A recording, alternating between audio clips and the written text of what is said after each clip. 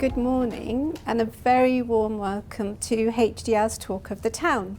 As always, so lovely to see familiar smiling faces and close industry acquaintances in our audience. Absolutely super to have you here in our London office. My name is Farah and I'm the Marketing and Communications Director for the Global Building Engineering Services Business Group here at HDR. And so to our first speaker for our Finance Roundtable special, Show Me the Money. Andy was born and raised in Yorkshire. As a young man, he moved to Newcastle upon Tyne to undertake an apprenticeship with the North Eastern Electricity Board. After a few years, he joined the Yorkshire Regional Health Authority as a design engineer before making his way down to London in 1989, where he joined YRM as an electrical engineer. Having worked within the built environment for over 3 decades in both the public and private sectors, Andy is now our Global Director for the Financial Markets at HDR, after joining the business in 2011 as Regional Director of the Canary Wharf office. He thrives whilst working as part of a large project team and enjoys working in the UK and overseas with clients from different markets.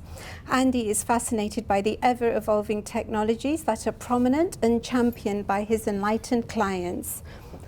Thus far in his career, Andy has helped deliver a range of high-profile projects such as the Channel 4 headquarters alongside Richard Rogers Architects, the McLaren Racing Team's headquarters with Foster Partners, and City Tower with Wilkinson Air. Outside of the workplace, Andy really enjoys the challenge of adventure motorcycling and has completed several trips in various countries across the world, including Vietnam, Laos, Australia, Canada, and the USA. And now, without further ado, I'm very happy to invite Andy to kick off the presentations. Thank you, Andy. Thank you. Thank you, Farah. It's interesting to hear my life story, and fortunately she missed the bit off about me going down the mines at the age of 10, so having come from Yorkshire, so I thank you for that, Farah, yes. Well, good to see everybody here this morning. In my time in the industry, I've seen many factors, key events and changes due to the use of technology that have affected the evolution of workplace and offices in the financial sector. And I'd just like to spend a few minutes to get us started today by reflecting on some of this experience. The first thing I want to go back to is the advent of technology that's happened in the last sort of 30 years that's affected the way we design financial workspaces. The increase in technology in the 80s had a marked effect on the design of offices, particularly in relation to desking systems and MEP systems. This included an increase in building power and reliance on MEP systems to support the technology that was going on to desks that obviously wasn't there previously. An increase in resilience as we became less reliant on paper systems and more reliant on data. The reliance on standby power, UPS systems and air conditioning to support the data loads became a lot more prevalent within the design of a building. Also desking. Desking changed to accommodate screens that weren't there 30, 40 years or 40, 50 years ago, should I say, and also to integrate cable management systems into them, and that did have a marked effect on the way we laid out workspace. And also the increased use of raised floors. I remember when offices used to have solid floors, and obviously to accommodate cabling and power and IT distribution boxes, we started to see the sort of raised floor come into the office design. As we became less reliant on paper, obviously the storage arrangements changed. I remember offices when there was very few computers in them and everything was paper orientated, so we had storage rooms with paper in them and desks, with paper piles everywhere. So that changed to actually obviously having data storage rooms and IT rooms. I think the biggest impact I can recall was the introduction of flat panel screens, which came about towards the end of the 80s, early 90s. Just to give you some context, in 1990, the sale of flat panel screens was about a billion worldwide. This went to 10 billion in 1995 as we moved away from the bulky CRT screens to flat panel displays. And the advent of flat panel displays allowed us to have an increase in in the amount of desks, because obviously desks got smaller, which meant we could put more desks into office spaces. So basically the populations within offices increased, particularly in the trading floor environment compared to the screens, the desks where we had cathode ray screens. I was actually part of a working group in the early 90s when I worked for YRM that took a study on the impact of flat panel displays on trading floors. And we worked out that the notional trading floor desk reduced in size by up to 36%, which across a trading floor actual floor space meant we could increase the number of traders by about 25%. And you can imagine the impact that had on, obviously there's some large trading floors being built in the 80s, early 90s over in Canary Wharf, and this had an impact of obviously on occupancy and staircases and toilet provisions and everything. So that had a massive effect on the office environment. I think the other thing is the growth of the internet over this period, and the reliance on cloud-based services. Going back 40 years, 30 years, banking clients didn't like to store their data in their own buildings. They were very risk averse in relation to having their own data being looked after by third parties. That's changed over the last few years, and gone are the days when the first thing we do in an office is put one floor of it as a data center. That doesn't really happen that much now. We still have tech rooms, but most of the main data storage is stored off-site, and they now use co-location services and also cloud-based data storage. The second thing I think that had an impact was the impact of 9/11. I think most of us remember that, and the increased security risk due to the threat of terror. This had the impact of having enhanced security provision for buildings, included blast protection for cladding. We had the structures designed so columns could be blown out and the buildings would stay up. And also the advent of electronic, really sort of integrated electronic security systems to allow people access into buildings, quick access into buildings, but keeping the security measures quite high. Building resiliency obviously was prevalent and became more important because there was obviously a big risk of a terror attack on a building.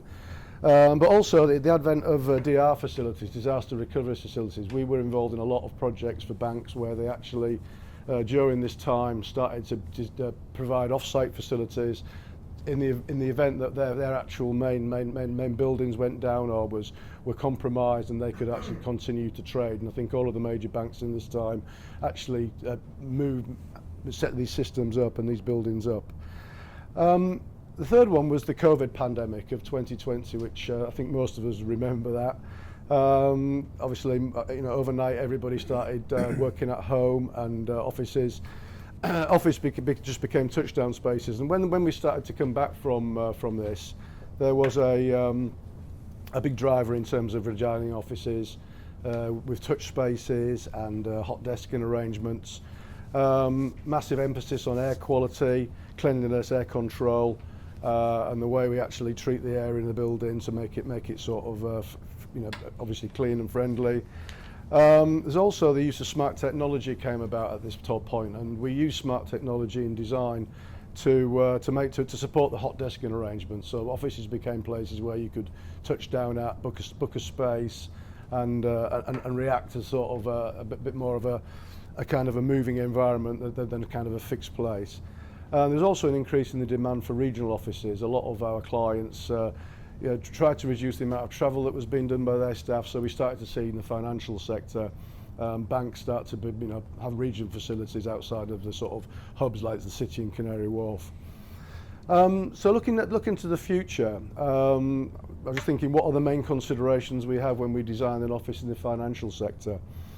I think still the biggest driver is the reduction of energy and also reduction in carbon. All the banks we work with have massive carbon agendas. They publicise these, and so any project we have is very much impacted by the drive to carbon zero, and it's a major factor in the way we design a building these days. Banking is a business where staff retention is massively important. there is a big requirement for for getting staff and retaining good staff. So obviously the workspaces we designed have got to be be suitable for well-being. They've got to be places where people want to go, and create a lot of welfare systems and welfare facilities provided within those spaces. I think the last one is the flexibility we have to design into a facility now. If you think about 30 years ago, nobody could have envisaged 30 years ago what an office space would look like now and what technology we'd be supporting, and certainly nobody can predict today what 30 years would look like. So in relation to the solutions that we design, they have to be flexible, they have to be able to adapt to change, and that goes not just for MEP systems but for interior design. And the way we lay out the space, because we see all the time the banks churning the space, bringing in new technology, and that has to be accommodated within the workspace. So hopefully I've given you an insight into some of the impacts that I've experienced in my time working in this sector, and my colleagues will fill you in on some other stuff. So thank you very much for listening. Well done.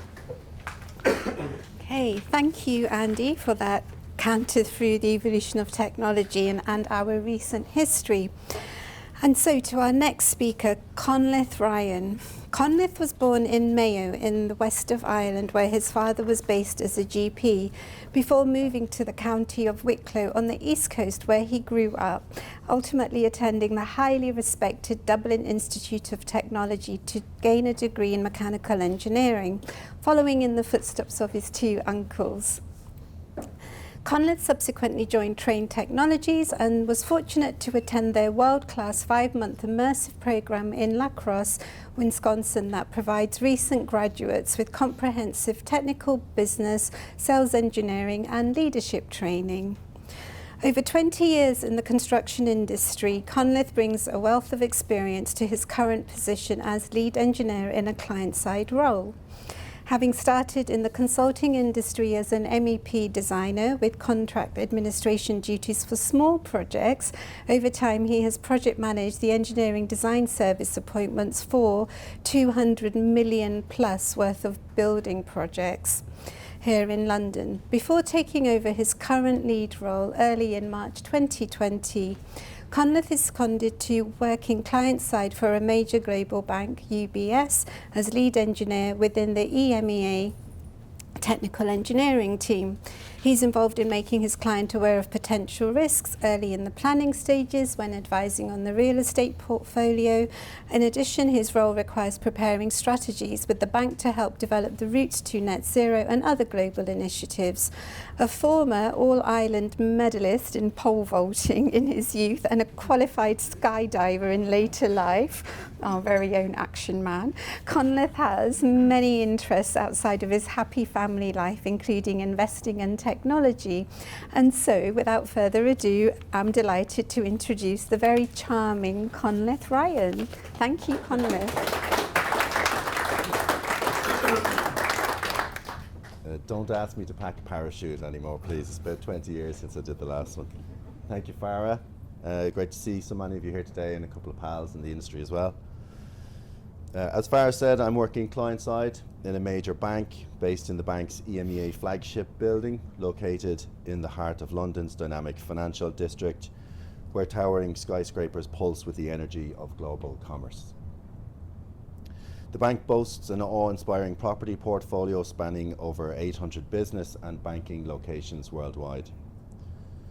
Driven by a passionate commitment to adaptability and innovation, the client continually expands or optimizes its leased and owned spaces to meet evolving market demands or boost operational efficiency, such as embracing higher desk sharing ratios that foster collaboration and sustainability. Yet, in a city like London, where construction costs rank 5th highest globally, according to a T&T report in 2024, at an average across all sectors of £4,163 per square metre, these ambitious transformations can come with significant challenges and opportunities. As the bank relinquishes areas to landlords or acquires additional office space, the modifications to MEP systems can range from minor tweaks to monumental overhauls. Working with the bank's space planning team and supply chain to reimagine spaces, altering critical infrastructure, repurposing areas or intensifying occupancy levels demands meticulous planning and dedication to avoid costly pitfalls. My expert team, the Technical Engineering, Risk and Controls team, or TET for short, collaborates closely with on-site operational staff and local management to develop client MEP briefs for requests for proposals on these real estate modifications or new builds, about 75% of which are delivered through design and build contracts. This elevates the importance of a quality client brief. A project truly shines when it aligns seamlessly with its envisioned timeline and budget, but the real magic lies in our proactive risk assessment during initiation. Made much easier when buildings have been brought into the modern digital environment and accurate technical drawings and commissioning information is readily available, many sites on the market unfortunately have out-of-date hard copy drawings or altogether missing record documentation to allow desktop studies to provide sufficient clarity on the flexibility of potential working environments. In the UK's resilient construction market, projected to grow by 1.6% in 2025, fueled by data centre investments and infrastructure momentum, insufficient technical insight, whether from outdated drawings or limited staff input, can lead to uncertainties. In those instances, the TET passionately recommends commissioning technical due diligence by qualified experts, complete with recommendation report. The TET subsequently drafts a bespoke client MEP brief for such endeavours. Constructive communication from the client side fuels the early phases of these ventures. By involving the TET early, we gain precious time to evaluate information gaps and develop a robust TDD brief if needed. The absence of up-to-date building services drawings can dim the vision for expansions, consolidations or changes, clouding estimates for timelines and costs. Whether eyeing a new lease in London where commercial refurbishments are in high demand amid a 30% contraction in new build pipelines according to a 2025 Construction News article, or expanding an existing office in the robust construction market in Madrid, early technical due diligence is the beacon that illuminates the path. Walking the site with knowledgeable local operations staff, inspecting equipment for signs of age or disrepair, and navigating regulations with experienced local subject matter experts, all these investigation works reveal key MEP considerations, minimizing surprises that could result in costs or delays. This vigilant approach empowers the TET to harmonize with cost managers and project managers, forging reliable budgets and programs. In a landscape where MEP systems can account for up to 40% of total construction costs in commercial projects, and inaccurate estimating causes 80% of overruns, reducing unforeseen discoveries during contractor work is a game changer. It slashes risks and preserves the project's integrity. Shifting focus to the art of briefing, while the TET ignites the initial client MEP brief, its full blossoming occurs through collaborative dialogues during concept and schematic design. In my 5 years of dedicated service within the bank, I've witnessed the transformative power of varied approaches. Exceptional designers, such as HDR, with genuine curiosity, pose thoughtful questions early, weaving the client's desires into the fabric of the design for smoother coordination and fewer heartaches later. Conversely, some treat the client MEP brief as a rigid blueprint, seeking minimal input or confirmations from the client team. This risks late revelations that disrupt harmony, such as in the late addition of trader desks or toilets or a kitchen, for example. Proper empathetic briefing by MEP consultants, and designers curtails abortive work in advanced stages, averting weeks or even months of delays and substantial costs in heavily serviced areas. The finest consultants capture these shared visions in a living brief development document, working collaboratively to complete the overall project brief in the early stages. By embracing the client's aspirations when the design is most flexible, we maximize the joy of realizing their vision while minimizing disruptions to design, program, and cost. In the end, prioritizing technical due diligence and heartfelt client briefing early yields triumphant outcomes. Over 90% of the bank's real estate projects complete on budget and on schedule, with a complete set of digitized technical drawings and documents left ready for use to support the client's future ventures at that site. This not only safeguards against the volatility of the construction scene, but also cultivates enduring efficiency, sustainability, and satisfaction, proving that with passion and foresight, every project can become a masterpiece of reliability and innovation. Thank you very much.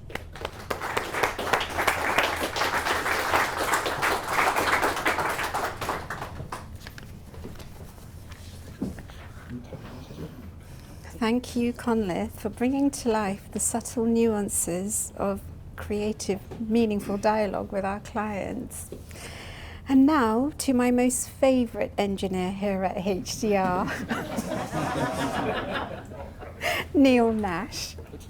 Neil was born and raised in South London. He fell into engineering at a young age when he was living with his parents, and they had a friend who ran an engineering company and secured him a position. Neil attended South Thames, where he studied electrical engineering. Neil brings over 40 years of consultancy experience, the majority of which has been in the financial sector, both in the UK and Europe. Neil is passionate about engineering in its purest sense and delivering best-in-class design solutions. He likes to be around the site in close proximity to clients and contract teams to ensure prompt responses to challenges. Neil is fueled by watching the design develop. Real quality is when the client sees the finished product and says, "I am delighted." Neil believes that everything can always be better. He cares about meeting the client's needs and going above and beyond, because we, as in HDR, wish to deliver the best. Neil's proudest achievement is that he has had the same clients for over 20 years, securing endless repeat business, which is especially impressive in the case of financial clients who are famously demanding. When he was younger, Neil spent his earlier years backpacking through South America, Canada, and however is now more cautious, constantly telling his son, who is a volcanologist, to stay away from volcanoes. And so without further ado, I'm truly happy to introduce my most favourite engineer, the incredibly affable Neil Nash. Thank you.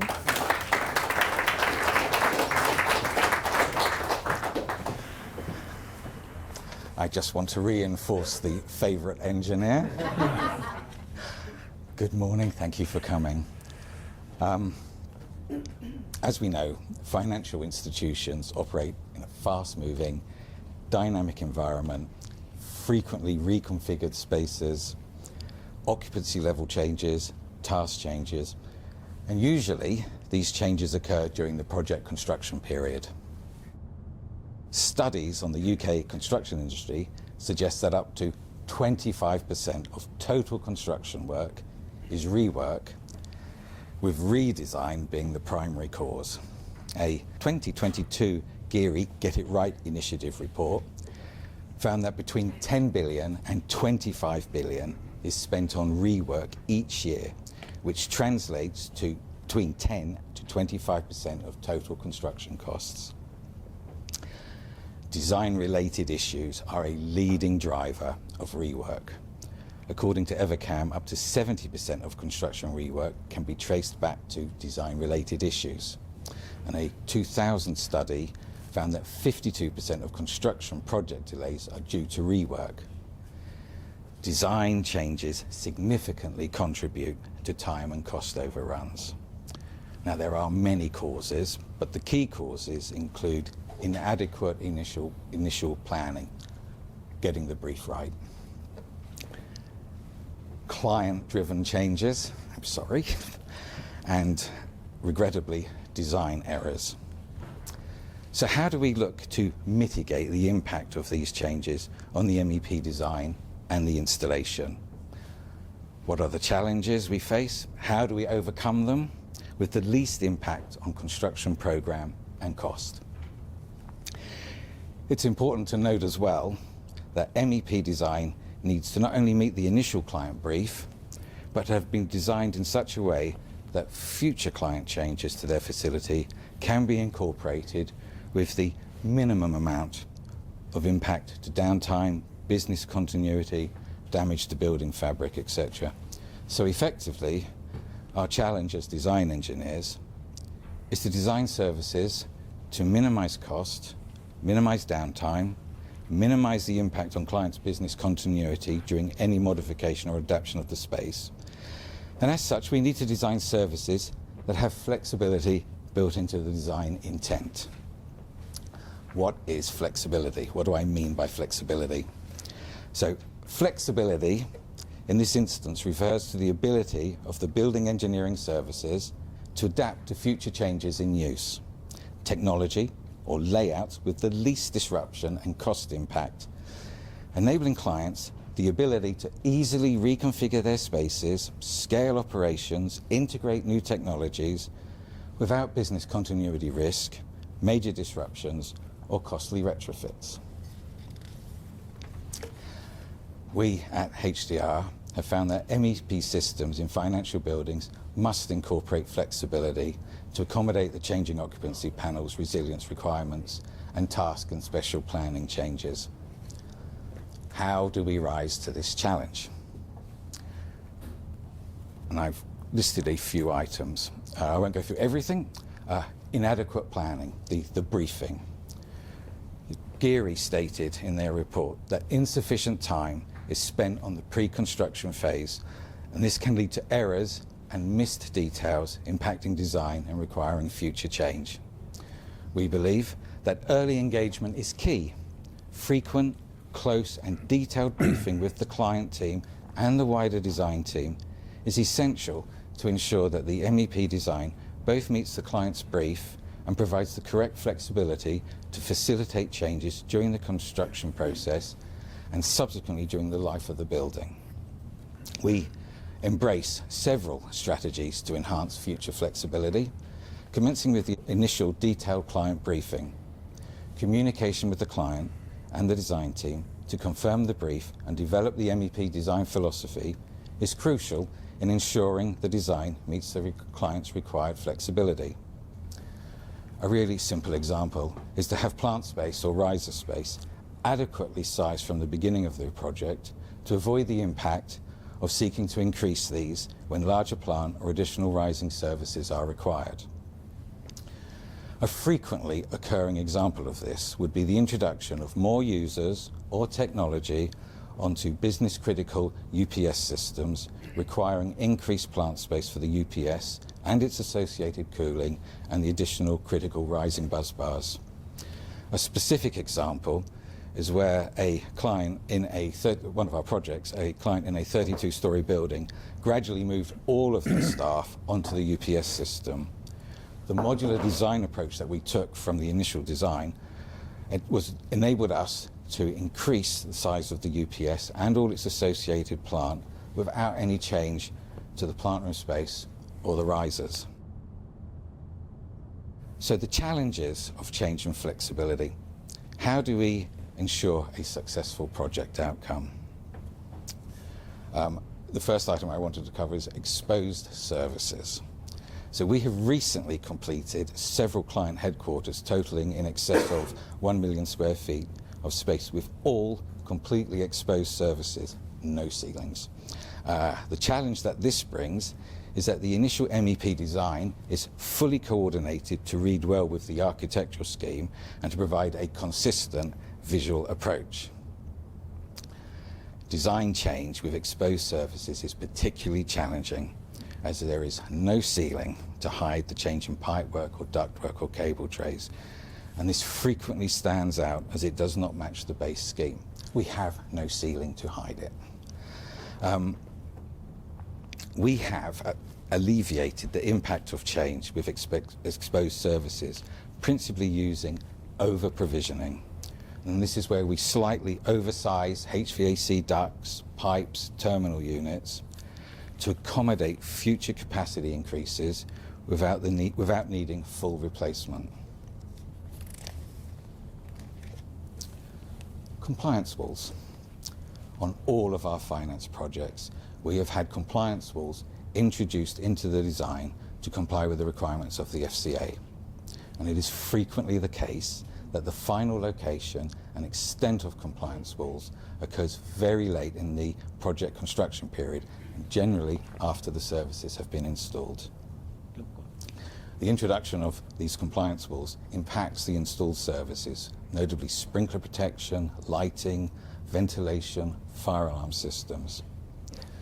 Agreement with the client and space planners at the initial design stage on likely locations of compliance walls assists with the positioning of terminal units and lighting to reduce the impact of the compliance wall. To avoid substantial change to the engineering services, we adopt several design themes to enable compliance wall incorporation with the minimum of impact. The design and specification of modular systems and the use of modular components, modular wiring, ductwork piping, that can be easily added, removed or reconfigured, assists with reducing the impact of the compliance walls. Likewise, zoning and segmentation, where we divide engineering services into zones to isolate changes and reduce the impact on the entire system during modifications. Finally, the standardization of components and connections to simplify any required upgrades.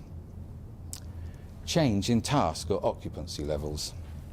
It is frequently the case that during the design and construction process, there are changes to the task being undertaken in a space, and increases in levels of occupancy, or changes of offices to meeting rooms, changes of occupancy density, collaboration spaces changing to standard workspaces, etc., all need to be accommodated. To overcome the challenge of these changes, and to keep the required quantity of work to the minimum, we endeavour to provide a degree of consistent approach in design across the floors. We seek to provide uniformity by adopting a consistent design philosophy for equipment and loads, and where possible, using decentralised HVAC or electrical systems to allow localised changes without affecting the whole building. So in summary, at HDR, we have found that providing flexible MEP design aligned with the client brief and architectural plans is a strategic enabler for financial buildings. It supports operational continuity, changing regulatory compliance, and environmental stewardship. As directors, engineers, and stakeholders, our role is to champion this adaptability, ensuring that our buildings are not just fit for today, but ready for tomorrow. Thank you.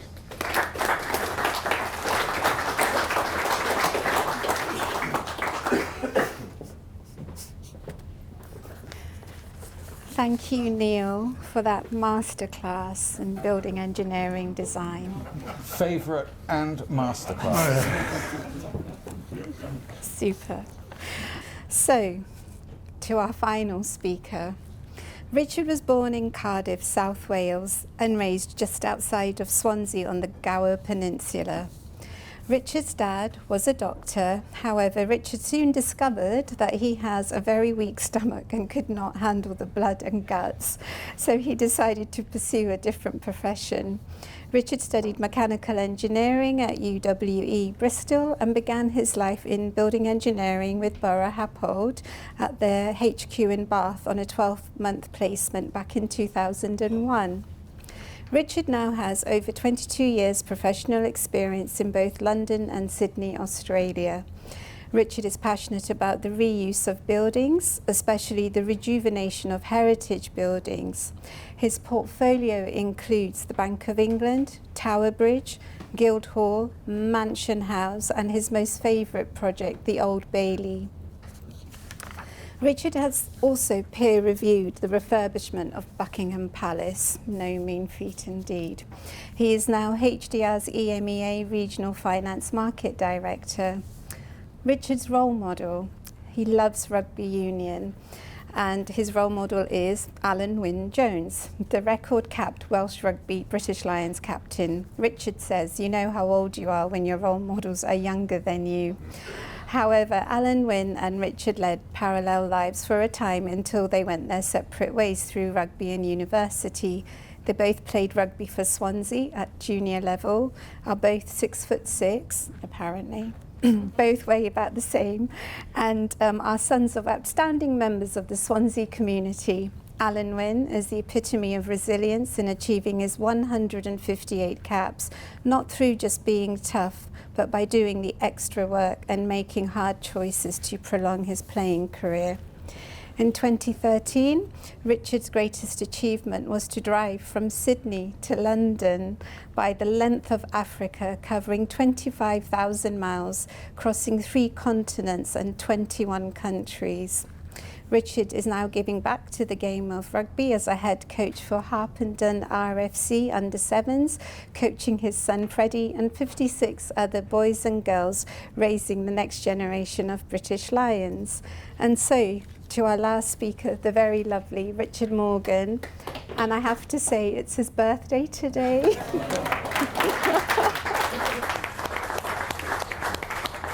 Thank you very much. I'm working on being the second favourite engineer as well. Long way to go. So, Farah, by the top of this conversation, you've asked us to show you the money. So hopefully we can, with this amazing story of the City Tower refurbishment. A $1.5 billion considered but comprehensive refurbishment of the tower. So we're all familiar with Canary Wharf, so I'll jump straight into the project. Some points to note. City are the owner and occupier of the building, which is quite rare in the Canary Wharf estate. We started the design journey back in October 19, and the key brief was the rationalisation of the City portfolio as they were located in a number of buildings, but also the sweating of the built asset, so making their building work a lot harder for the investment they're making. Our specialist teams are transforming the headquarters in Canary Wharf into a multi-destination vertical village created for the 21st century for hybrid working, aiming to promote environmental inclusivity, well-being, connectivity, and whilst making the building more carbon efficient. With a planned completion in 2026, the refurbishment and remodelling is reported to be amongst the biggest in Europe at 1.4 million square feet, and it is being provided with new services throughout. So as the building engineering team, we're providing the MEP design, structural engineering, vertical transportation, technology consultancy or IT design, energy assessments, and finally commissioning services to get the building up and running when complete. But really, our real role as the engineer is to support the vision of the architect and make the concept a reality. And what a concept this is. Yasmin and her all-female team at Wilkinson Eyre pitched to the all-male banking real estate panel at City and blew them away with a vertical village concept. Some of the new design features from the bottom of the building working their way up to the top. So there's an amazing ground floor entrance plaza, low-level welfare and restaurants and amenities, providing a stunning arrival experience. Major new structural openings create a higher open space for the reimagined 5 trading floors, accommodating in excess of 1,680 traders, and provided improved daylighting and better visual experience, enhancing well-being and communication. The architect's visionary scheme is based around creating a series of vertical village communities, all with similar business functions, divided into 5 separate villages throughout the tower. The new destination area, akin to the High Street and actually called the High Street, is created midway up the building with winter gardens, where we've designed and brought the thermal line in from the perimeter of the building, creating an area with a cooler atmosphere so it feels like you're outside when you're inside. These floors also incorporate all of the immense amenity provisions, restaurants, gyms and medical centre. The executive floors at the top of the building, they have their own large winter gardens with fully contained facilities, including executive meeting rooms, luxury catering and their own executive wellbeing offering. The refurbishment has involved the full design and replacement of all of the MEP services throughout, with a focus on resilience and energy efficiency. We've produced an amazing 3D model, and our MEP engineering model alone has over 5 million elements in it, so it's pretty comprehensive. Amongst the many energy-saving features we've incorporated into the design, we've provided a condenser water heat pump system that provides 60% of all of our hot water loads, so that's reusing heat that would have been rejected from the building. Temperature sensors and CO2 sensors throughout the whole building monitor the airflow and temperature, and they alter the demand depending on where the occupants are within the building. So the HDR design has increased the overall capacity and density of the building by 25%, and we've achieved elevated fresh air levels of moving from 10 to 16 litres per second, which is really important when you're going after your certifications for WELL and BREEAM and the like. HDR's ICT team did an early works package, and the IT infrastructure design and resilient backbone throughout the building. That includes a large technology suite and 45 comms rooms on the floors. So the design really enhances the connectivity and resilience of the data infrastructure. Smart aspirations dictated the ability to introduce day 2 intelligent software and hardware and accommodate future changes, which will include analytical tools and allowing enhanced facilities operations and maintenance. Being a headquarters, resilience is a key factor for City, and we have full building generator backup with 4 2.6 megawatt generators located on level 15. It's quite a challenge getting them in there because they're big old things. The building has the capability to completely disconnect from the network during the peak demand day. And interestingly, with the change in technology that Andy talked about, the peak day for the building is actually now in winter and not in summer, where we have to partially heat the building. Vertical transportation and the lifts, and this is my favourite bit about the whole project. I could talk about this all day. So the building had quite a confined core, and it also had irregular floor-to-floor heights. So we couldn't introduce new lift shafts, but we had to increase the lifting capacity within the building.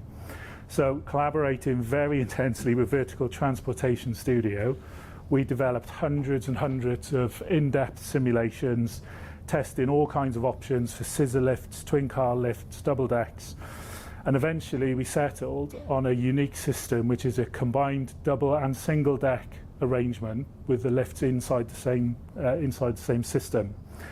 The solution increases the number of car journeys by 50%, from 2,000 to 4,000 a day, and that increases the actual number of individual lift cars from 65 to 38, all within the same lift course. I'd love to get the schematic out and show you, but I'm not allowed. The lift system is globally unique, and this has been recognised with through the UK's innovation tax credits that we've achieved. Some additional challenges. So originally, when we started on the project, this was going to be an in-occupancy refurb, but as the design went on, and certainly when Overbury came on board, we convinced the client that it was just too ambitious to do this. So they relocated their 6,000 staff elsewhere for the 4-year duration of construction. Collaboration is probably the key for this project as well. Really intense collaboration, not just across the whole design team and the contracting team, but also within HDR. All of our UK offices have worked on this project. We've had assistance from the US, and we've had at peak 75 individuals working on the project at one time. So, closing thoughts, clients moving in 26. Building commissioning is starting very soon and will run into next year. It's the biggest and most complex refurbishment with that budget of £1.5 billion, which has been openly declared by Catherine Harrison of City's real estate team. And as the first major tower upgrade in the Canary Wharf estate, it's a landmark project. It's highly ambitious, and it's a leading example of the numerous benefits that can be achieved through thorough, comprehensive refurbishment. Thank you. We've got time for a Q&A, so I'm going to invite our presenters to come up. Richard, as it's your birthday, I'm going to start with you. You mentioned the relocation of the environmental line, the kind of making the courtyards into external spaces. How did you achieve that? So the thermal line, so above the mid-level plant room level 17, 18, 19, the glazing is the thermal line.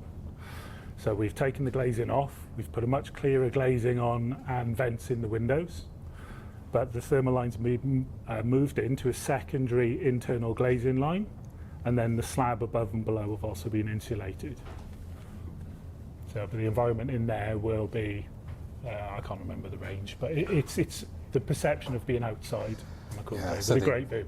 Yeah, the initial client brief was they wanted the winter gardens to be treated as an external space.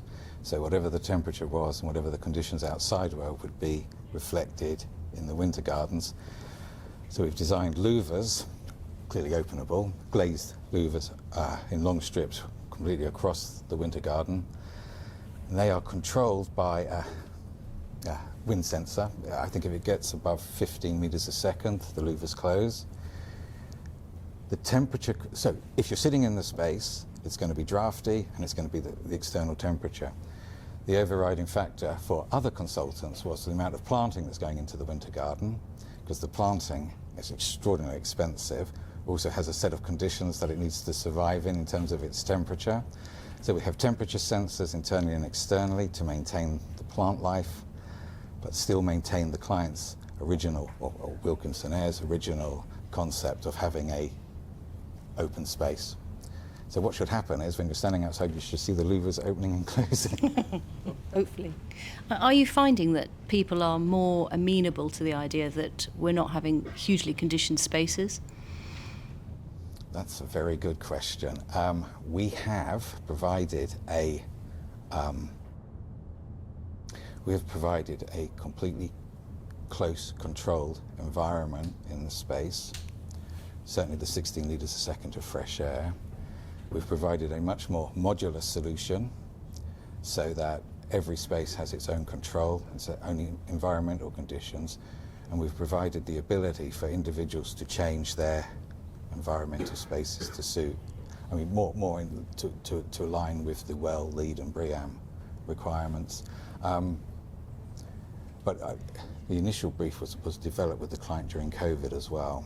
So there was a lot of concern about quantity of fresh air, which is why we pushed it up so high to the 16 litres a second, which has proven a boon, because where densities have increased in certain areas, we can now still support that density without any change to the plant or to the on-floor equipment. But it's still reasonably closely controlled. Yeah. What's happened to this EPC discussion? I know obviously there's elements of it in everything that you said today, but we almost thought that there was going to be this sort of, people dropping off a cliff of being able to let their buildings, and then the government hasn't really followed through with the legislation to give us a lead. Are people still looking at that, or are clients looking at that and thinking, oh my goodness, this is coming at us, or is it just built into sort of a wider retrofitting of their portfolios now? I was at the NLA seminar yesterday and I mentioned this. So the C rating comes in 27, and then the B rating comes in 2030. So part of our brief on this was to hit B with no compromise, and we have. So it's not as important if you're not letting your space. One of the interesting challenges in City Tower, when we started, it had 15 floors of tenant space and a tenant lift provision. During the time we've been on the project, which is 5-6 years, their headcount's gone up so much they're now taking the whole building. So we stripped out all the tenant provision. But yeah, we're getting a B. I just suppose a follow-on question then. I mean, that whole is. Are you seeing those employer requirements change as we're seeing sort of more of a drive back to the office, or is it very much depend on, which sector you're in, or is there a movement back to the office? Do you feel? I think City's brief to the entire design team was to create an environment that brought people back to the office, kept them in the office, and attracted the best talent. And I have no doubt at some point City will open the building and the well-being spaces, which are extensive, are really fantastic, fabulous. The staff will be delighted. Certainly in the financial sector, we've seen pretty much all of our clients now pushing their, the days of 3-day, in the office in this sector are pretty behind us. I mean, we've got 1 or 2 of our clients in here now, and whilst there is still an element of homework, and it's probably one of the leading sectors for return to work. And you've probably seen in the press some of the clients have been open and advertised about all of our staff back to work, back in the offices again. And certainly we've seen the Citibank project, we've seen an increase in density from what we started at 8,000, Richard? Yeah, I think so. We're up to what, 13? 10, I think. Is it 10 now? Yeah. So, Which is yeah. all So they're predicting growth in terms of numbers, and we know, obviously, clients like HSBC looking for space, JP Morgan looking at their headcount, and all the sort of drivers throughout the financial sector are more people in the offices. That's across the board. Thank you. I guess something just to carry on the conversation, we've just got a couple more minutes before we wrap up. We've been rehearsing, talking, sharing themes and trends, and I think one common denominator throughout all the rehearsals and the script writing has been the investment in refurbishment. And I think we've seen that across the commercial markets. We've got Adrian Gray in the audience as well, our market sector leader for commercial and real estate. So I think that's something that the built environment seeks to proceed with trying to achieve net zero, and then the whole investment in refurbishment as opposed to new build. So I'd be grateful just to hear your observations on that perhaps as we begin to wrap up. It's an interesting one on City because we started the design in 2019 and the net zero discussion, whilst on the agenda, wasn't at the top. And that's changed since we've been on the project. So there's been a real mindset change in things like embodied carbon and MEP equipment, which aligns with CIBSE releasing their technical standards. The lion's share of that work has fallen to Overbury actually, so well done Paul and his team, because they've had to really kind of up their game in carbon accounting. Yeah. It's probably worth mentioning as well that, which is a general thing for refurbishment, is the biggest issue at the moment post-Grenfell is fire certification. Existing buildings that you're refurbishing won't comply, and we have spent almost a year, a team has spent a year doing non-certifiable reports to get approval from building control. And so, the issue is that if we're taking a duct through a plasterboard wall and it hasn't been fire certified, it takes about 9 months to get it certified, and it costs about £100,000. And if that plasterboard wall is sitting on a glazing system or a stone system, you have to do the whole test again. So the way we've dealt with it, to protect ourselves, of course, and the client, is to prepare very detailed, non-certifiable reports for each instance, getting approval from the fire engineers and subsequently from building control to avoid the massive expenditure. And I think the point you raised the other day, Richard, is very true, is that even though we've done tests, lots of tests, written lots of reports which have been approved, when you go to your next building to refurbish it, you can't use any of those. You have to do the whole thing again. So the biggest issue I think with refurbishment is currently is resolving the fire certification issue. There's so little has been tested. But I suppose more on just the flexibility of the space. I mean, with 6,000, 10,000 people in a building, it's living and breathing. You definitely want to have flexibility in your space. We're even seeing the introduction of pods that can be disassembled and reassembled elsewhere. There are always changes in departments, department leads, their desires for where the meeting room may need to be, etc., or how big it is it means that any flexibility you can have in the space it saves money in the future. Just sorry, can I have one final question? Sorry, I've got the microphone, so You carry on. just so I suppose it was interesting. One of your slides up there was that I think the UK you said was London was the fourth or fifth most expensive space to build. You've just mentioned the changes after Grenfell, and obviously there's the Building Safety Act and everything that goes with it. Is London still a competitive place for people to come and build their particularly financial sector buildings? I work in King's Cross, and it was in the press very recently. I think Merck has just built a very large lab space, and they're not going to proceed with the fit out, and they stated that the UK wasn't internationally competitive, and I think that was more to do with the tax incentives for healthcare and life science. But I suppose I think you must be looking at the Building Safety Act and thinking this is terrific news for consultants, because finally, you've got to have a fully coordinated design, before you build. I think we see, in terms of finance project, there was, rumblings a few years ago about places like Frankfurt getting developed more, and a lot of the London estate going down, and we've obviously saw some people looking at coming off Canary Wharf, some of our banking clients, some of them deciding to stay. But I think generally that there hasn't been much of a shift outside of London. 10 years ago there was a bit more. HSBC did a big project in Birmingham and Sheffield, and everyone was saying everyone was going to start moving away from London, but we're not seeing that. And certainly talking to clients like JP Morgan, certainly Citibank, they're predicting headcount growth in London, and I think it's certainly fully established still as the financial hub in Europe, and we're not seriously seeing. We're seeing clients developing offices outside of the UK, but nothing on the scale that they're doing in London. They are, London is still definitely the hub, and I can't see that changing for some time.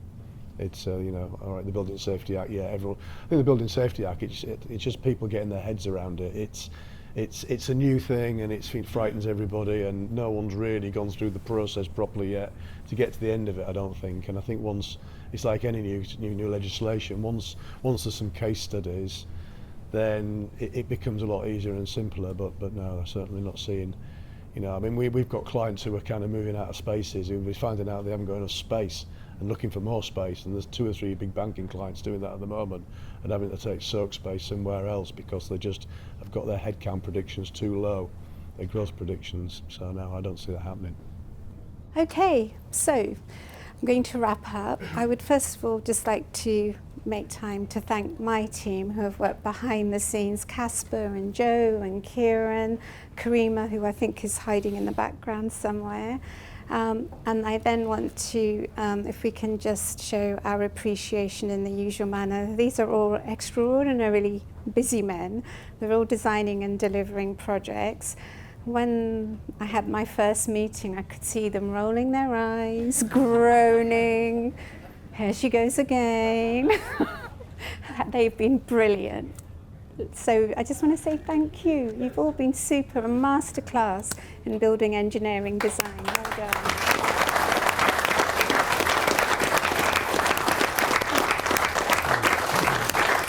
Okay, thank you everyone. Have a super day.